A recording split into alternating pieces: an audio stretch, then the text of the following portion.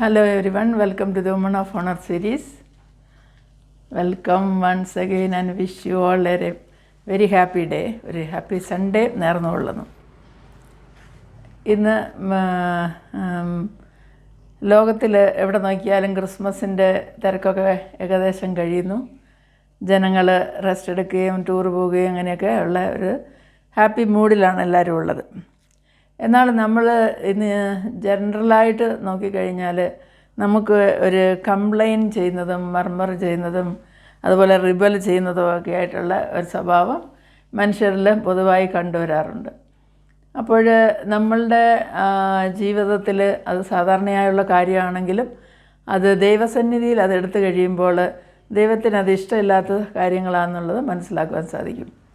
പ്രത്യേകിച്ച് നമ്മൾ ഇവിടെ ബൈബിള് പരിശോധിക്കുകയാണെങ്കിൽ ഇസ്രായേൽ മക്കൾ അവർ ഈജിപ്തിൽ നിന്നും കനാനിലേക്ക് വരുവാനായിട്ടുള്ള അവരുടെ എക്സോഡസ് ആ ജേർണിയിൽ 15 പ്രാവശ്യം അവർ കംപ്ലൈൻറ്റ് ചെയ്തതായിട്ട് നമുക്ക് കാണാൻ സാധിക്കും. ഓർ ഗ്രംബിൾ ആ പ്രോമിസ് ലാൻഡിൽ എത്തുന്നതിന് മുമ്പായിട്ട് അവർ മോശസിനും ആരോനും എതിരായിട്ടും അതുപോലെ തന്നെ അൾട്ടിമേറ്റ്ലി അവർക്ക് എതിരായിട്ട് കംപ്ലൈൻറ്റ് ചെയ്യുന്നത് ദൈവത്തിനെതിരായിട്ട് ചെയ്തതായിട്ടാണ് നമുക്ക് കാണുവാൻ സാധിക്കുന്നത്. നമ്മൾ പലപ്പോഴും നമ്മൾ അതിൻ്റെ സീരിയസ്നെസ്സിനെ കുറിച്ച് തിങ്ക് ചെയ്യാറില്ലെന്നുള്ളതാണ്. നമ്മൾക്ക് ഒന്നെങ്കിൽ പെട്ടെന്ന് കാര്യം നടക്കണം, അല്ലെങ്കിൽ നമ്മൾ നമ്മുടെ സൈഡിൽ ഒരു തെറ്റുമില്ല എന്നുള്ള ഒരു ചിന്താഗതിയാണ് നമ്മളെ അങ്ങനെയുള്ള ആ ഒരു സ്വഭാവത്തിലേക്ക് നയിക്കുന്നതെന്ന് കാണാവുന്നതാണ്. ഇവിടെ നമ്മൾ നോക്കുകയാണെങ്കിൽ എക്സോഡസ്, അതായത് പുറപ്പാട് പുസ്തകം 14 അധ്യായം 11-12 വാക്യങ്ങളിൽ നമ്മൾ നോക്കുമ്പോൾ ജനങ്ങൾ മോശയ്ക്കെതിരായിട്ട് കംപ്ലൈൻറ്റ് ചെയ്തതായിട്ട് നമുക്ക് കാണാൻ സാധിക്കും. അത് ആ സിറ്റുവേഷൻ നോക്കുകയാണെങ്കിൽ ഗോഡ്ലി ആയിട്ടുള്ള ലീഡേഴ്സിനെതിരായിട്ടോ അല്ല ഫ്രണ്ട്സിനെതിരായിട്ടൊക്കെ നമ്മൾ പലപ്പോഴും അറിയാതെയാണെങ്കിലും അറിഞ്ഞുകൊണ്ടാണെങ്കിലും ഇങ്ങനെയുള്ള കംപ്ലൈൻറ്റുകൾ പറയാറുണ്ടെന്നുള്ളതാണ്. ഒരു ക്രിസ്ത്യൻ വർക്കറായിരിക്കുന്ന അല്ലെങ്കിൽ ഒരു പ്രീച്ചറായിരിക്കുന്ന അയാൾക്ക് എതിരായിട്ട് പലപ്പോഴും അങ്ങനെയുള്ള കാര്യങ്ങൾ വരുമ്പോൾ അവർക്കത് ദൈവത്തിനെ കുറിച്ച് വിറ്റ്നസ് ചെയ്യുന്നത് ഒരു ജീവിതത്തിലൊരു പ്രഷറായിട്ടത് ലൈഫിലൊരു പ്രഷറായിട്ട് തന്നെ അത് മാറിത്തീരാറുണ്ട്.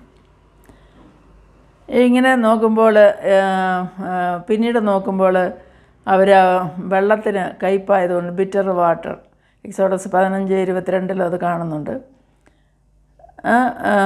ആ ബിറ്റർനെസ് അത് വന്നിട്ട് ആ വെള്ളത്തിൻ്റെ ക്വാളിറ്റി പിന്നീട് അത് മധുരമാക്കിയെന്ന് നമുക്കറിയാം. ആ വെള്ളത്തിന് മധുരം ദൈവം കൊടുത്തായിട്ടൊക്കെ അറിയാം. എന്നാലും എപ്പോഴും നമ്മൾ അതിനെക്കുറിച്ച് കംപ്ലൈൻറ്റ് ചെയ്യുന്നവരാണ്. അതുപോലെ തന്നെയാണ് അവർ ദാഹിച്ചപ്പോൾ വെള്ളം ചോദിച്ചപ്പോൾ വെള്ളത്തിന് കയ്പായി, അതുകൊണ്ട് അവർക്ക് ദേഷ്യം വന്നു എന്ന് പറയാം. പിന്നെ അതുപോലെ തന്നെ അവർക്ക് വിശന്നപ്പോൾ അവർ ആഹാരം ചോദിച്ചതിന് ദൈവം അവർക്ക് മന്ന കൊടുത്തു. അതും പുറപ്പാട് 16:1-4 വരെയുള്ള ഭാഗത്ത് നമുക്ക് കാണാവുന്നതാണ്. ആ ദൈവം വന്നിട്ട് അവരെ ഫീഡ് ചെയ്തത് ഒരു ഹെവൻലി ഫുഡ് കൊണ്ടാണെന്നുള്ളത് നമുക്കറിയാമല്ലോ. ആത്മീയ മന്ന, അതുപോലെ തന്നെ സ്വർഗീയ മന്ന. ആ സ്വർഗീയ മന്നയും കൊണ്ട് അവരെ ഫീഡ് ചെയ്ത് അവരുടെ വിശപ്പ് അത് അടക്കി. അതുപോലെ തന്നെ അവരുടെ ആ ഒരു ചിന്താഗതികൾ അവിടെ പ്രത്യേകിച്ച് കർത്താവ് പറയുന്നുണ്ട്, എല്ലാവരും വന്നിട്ട് കുറച്ച് ആവശ്യത്തിന് മാത്രം പെറുക്കി വയ്ക്കണം, എല്ലാ ദിവസവും അങ്ങനെ അധികം എടുക്കാതെ ആവശ്യത്തിനുള്ളത് മാത്രം എടുത്ത് സൂക്ഷിക്കണം എന്ന് പറയുന്നു. എന്നാൽ ചിലർ കൂടുതൽ എടുത്തു വെച്ചു, പക്ഷേ അത് പുഴുവായി പോയെന്ന് നമ്മൾ കാണുന്നുണ്ട്. അതുപോലെ തന്നെ ഞായറാഴ്ച ശബത്തിൻ്റെ അന്ന് പെറുക്കാൻ പോകരുതെന്ന് പറഞ്ഞു. പക്ഷേ അപ്പോഴും ചിലർ അന്ന് അവർ പോയി നോക്കി, പക്ഷേ അന്ന് അത് കണ്ടില്ല. ഇങ്ങനെയൊക്കെയുള്ള മനുഷ്യൻ്റെ ആ ഒരു ബലഹീന സ്വഭാവമെന്നോ അല്ലെങ്കിൽ സെൽഫിഷ്നെസ് എന്നോ എന്ത് വേണമെങ്കിലും വിളിക്കാം. നമ്മളുടെ ദൈനംദിന ജീവിതത്തിൽ ഇങ്ങനെയുള്ള പല സംഭവങ്ങളും ഉണ്ടാകാറുണ്ട്. നമ്മളുടെ കുടുംബത്തിൽ ചില സമയം ഇതൊക്കെ കൊണ്ട് പലതരമായിട്ടുള്ള അരിഷ്ടതാവസ്ഥയും അതുപോലെ തന്നെ ഡിഫറൻസ് ഓഫ് ഒപ്പീനിയനൊക്കെ സംഭവിക്കുന്നു.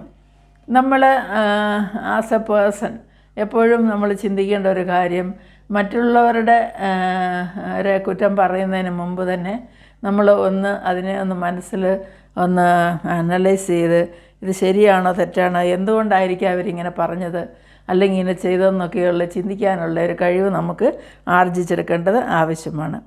അതുപോലെ തന്നെയാണ് ആ വെള്ളത്തിന് വേണ്ടി അവർ കംപ്ലൈൻറ്റ് ചെയ്തപ്പോൾ നമുക്കറിയാം ഭയങ്കരമായിട്ടുള്ള ദാഹം വന്നു കഴിഞ്ഞെന്നാൽ അത് തേഴ്സ്റ്റും ഹങ്കറും ഒക്കെ വന്നു കഴിഞ്ഞെന്നാൽ നമുക്ക് അത് പിടിച്ചു നിൽക്കാനുള്ള ബുദ്ധിമുട്ടുണ്ട്. എന്നാൽ കർത്താവായ ദൈവം ആ ലക്ഷക്കണക്കിന് ജനങ്ങൾക്ക് അവർക്ക് വേണ്ടതായ ആഹാരവും അവർക്ക് വേണ്ടതായ വെള്ളവും കൊടുത്ത് അവരെ നടത്തി. അവരുടെ കാലിലെ ചെരുപ്പ് തേഞ്ഞു പോയില്ലെന്നും അവരുടെ വസ്ത്രം പഴകിപ്പോയില്ലെന്നും നമ്മൾ ബൈബിളിൽ വായിക്കുന്നുണ്ട്.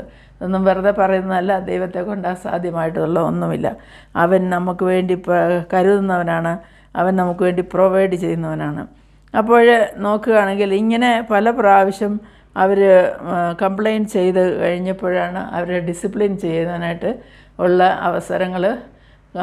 അവസരങ്ങളായിട്ട് ദൈവം ഓരോ ശിക്ഷയൊക്കെ കൊടുത്തതും അതുപോലെ തന്നെ അവരുടെ സ്വഭാവത്തിൽ മാറ്റം വരുത്തുവാനൊക്കെ ഉള്ള പ്രയത്നങ്ങൾ ലീഡേഴ്സായിരുന്നവർ അതിനുവേണ്ടി ശ്രമിക്കുകയൊക്കെ ചെയ്തതായിട്ട് നമുക്കറിയാം. എങ്ങനെയാണെന്ന് പറഞ്ഞാലും നമുക്കറിയാമല്ലോ, ദൈവം അവരെ നശിപ്പിക്കാൻ പോകുന്നെന്ന് പറഞ്ഞപ്പോൾ പോലും മോശ അതിന് നടുക്ക് നിന്ന് ഇൻ്റർസീഡ് ചെയ്ത് മോശ ദൈവത്തോട് പറയുന്നത്, ആ പുസ്തകത്തിൽ നിന്ന് എൻ്റെ പേര് നീ നീക്കിക്കളയണം, നീ അവരെ ശിക്ഷിക്കരുതേ എന്ന് പറഞ്ഞ് മധ്യസ്ഥനായി നിന്നുകൊണ്ട് ദൈവത്തിൻ്റെ മുമ്പിൽ പ്ലീഡ് ചെയ്യുന്ന ഒരു മോശയെ നമ്മൾ കാണുന്നു. അപ്പോൾ ഈ ക്രിസ്ത്യൻ ജീവിതം, ക്രിസ്തീയ ജീവിതം അത് വന്നിട്ട് വളരെ നോർമലായിട്ട് പോകാൻ വളരെ പ്രയാസമുള്ള കാര്യമാണ്.